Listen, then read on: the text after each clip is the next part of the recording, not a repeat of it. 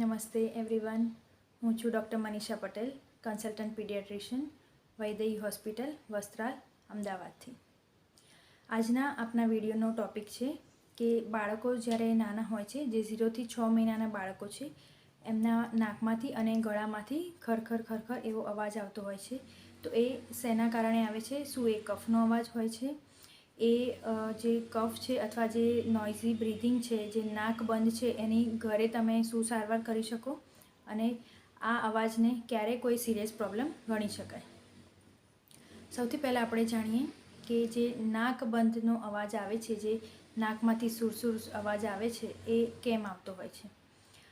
નાના બાળકોને નાકનો જે પેસેજ છે એકદમ સાંકડો હોય છે અને નોર્મલી આપણા નાકમાં જે સિક્રેશન હોય છે, જે મોઇસ્ટ રાખે છે નાકને, જે બ્રીધિંગને સ્મૂથ બનાવે છે, એ બાળકોમાં જ્યારે ઠંડુ વાતાવરણ હોય કે મોસ્ટલી રાતના ટાઈમે એ જામી જતું હોય છે. એટલે એમાંથી જ્યારે હવા પસાર થાય છે ત્યારે એમાં ઓબ્સ્ટ્રક્શનમાં થઈને હવા પસાર થાય એટલે એમાંથી અવાજ આવે છે. એટલે જ્યારે આવી રીતે નાક બંધ હોય એમને અને જ્યારે ફીડિંગ કરવા જાય ત્યારે વચ્ચે વચ્ચે ફીડ છોડી લેતા હોય છે. તો આ બાળકને જે નાકનો અવાજ છે અથવા એમનું નાક બંધ છે એના માટે શું ઉપચાર કરી શકાય? તો નોર્મલ સલાઇનના ડ્રોપ્સ આવતા હોય છે, નીઝલ ડ્રોપ્સ, જે તમે એને નાકમાં 2 થી 3 ટીપા નાખો તો એ જે જામી ગયું છે એનું સિક્રેશન એ થોડું ક્લિયર થઈ જશે અને ઇઝીલી બ્રીથ કરી શકશે. આ જે સલાઇનના ડ્રોપ્સ છે એને તમે જ્યારે પણ જરૂર પડે એવી રીતે ફ્રિકવન્ટલી નાખી શકો છો. ઘણી વખતે વધારે ઓબ્સ્ટ્રક્શન હોય તો જેટલી પણ વાર ફીડિંગ આપતા હોય એની પહેલાં આપણે નેઝલ ડ્રોપ્સ નાખી દેવાના, કે જેથી નાક ખુલ્લું હશે તો બાળક ઇઝીલી એને ફીડ કરી શકશે અને થોડું કામ રહેશે. જે નેઝલ ડ્રોપ્સ છે સાદા સલાઇનના હોય છે, જેથી જો આંખમાં પડી જાય કે મોઢામાં જતા રહે તો એની કોઈ સાઈડ ઇફેક્ટ થતી નથી. નાકને સાફ કરવા માટે જે મ્યુકસ શક્કર આવતા હોય છે, જે માર્કેટમાં સારી કંપનીના અવેલેબલ હોય છે, કે જેનાથી તમે જે નાકના જે સિક્રેશન છે એને ક્લીન કરી શકો છો. અને બીજી રીતે જે આપણું ચોખ્ખું રૂ હોય એને આમ પતલી દિવેટ જેવું બનાવી એને થોડું વેટ કરી એને સ્ક્વીઝ કરીને નાકમાં, બંને નાકમાંથી એને ક્લીન કરી દેવાના નાકને. અને આ જ વસ્તુ તમે દિવસમાં 3 થી 4 વખત અથવા જરૂર પડે એટલી વખત ક્લીન કરી શકો છો. જો જે સાઉન્ડ મેં કહ્યો કે જે ગળામાંથી કફનો અવાજ આવતો હોય, એવો જાણે આપણે ગાર્ગલ કરતા હોય એવો અવાજ આવતો હોય છે, તો એનું શું કારણ છે? બાળકના મોઢામાં સલાઈવા બહુ બનતું હોય છે, લાળ બહુ બનતી હોય છે.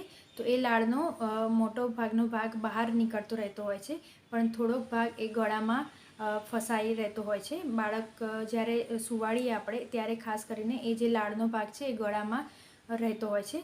એની સાથે સાથે ઘણી વખત બાળકને જ્યારે ફીડિંગ કરાવીને સુવાડીએ છીએ ત્યારે જે એના સ્ટમકમાંથી થોડું દૂધ એને બેક આવીને ગળામાં ફસાતું હોય છે.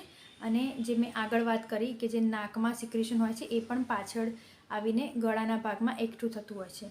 તો આ બધું જે સિક્રેશન ગળામાં એકઠું થયેલું હોય છે અને એમાંથી જ્યારે હવા જાય છે ત્યારે એ જે સિક્રેટરી સાઉન્ડ પેદા થાય છે, જે ખરડ ખરડ એવો અવાજ ઉત્પન્ન કરે છે, જેને બધાને લાગે છે કે કફનો અવાજ હોઈ શકે. તો આના કારણે ઘણી વખત બાળકને ત્યાં ઓબ્સ્ટ્રક્શન હોય અને એમાંથી હવા પસાર થાય ત્યારે એને અવરોધ લાગે ત્યારે બાળક ખાંસી કરે છે, અને ખાંસી કરીને એ બધું જે ચિકાસ છે, જે સિક્રેશન એકઠું થયું છે, એને વોમિટ કરીને નીકાળી દે છે.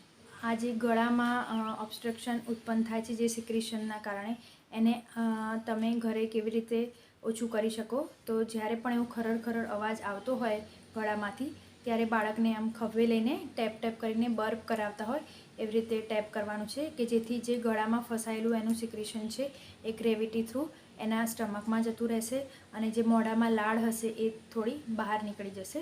અને બાળકને સુવાડી છે ત્યારે એને એકદમ ચત્તું નથી સુવાડવાનું. એને 30-35 ડિગ્રી એનું માથાનો ભાગ અને ખભાનો ભાગ ઊંચો રહે એવી રીતે સુવાડવાનું, કે જેથી એ ઓબ્સ્ટ્રક્શન એના ગળામાં ફસાઈને ના રહે અને એને શ્વાસ લેવામાં એટલી તકલીફ ના પડે. તો મેં જેમ જણાવ્યું એમ જે નોઇઝી બ્રીથિંગ છે અને જે ગળામાંથી ખરખર અવાજ આવે છે એ મોટાભાગે નોર્મલ હોય છે અને એને તમે મેં જેમ ઘરે જે ઉપચાર કહ્યા એ પ્રમાણે ઘરે તમે એને સારવાર કરી શકો છો. પણ ઘણી વખત આ અવાજ કોઈ સિરિયસ બીમારીનું એક લક્ષણ હોઈ શકે, કે જેમાં આ અવાજની સાથે સાથે બાળકને તાવ આવે છે, એના શ્વાસોશ્વાસ એકદમ તેજ હોય છે, જ્યારે બાળક શ્વાસ લે છે ત્યારે એની પાંસળીઓની વચ્ચે અને પાંસળીઓના નીચેના ભાગમાં ખાડા પડે છે.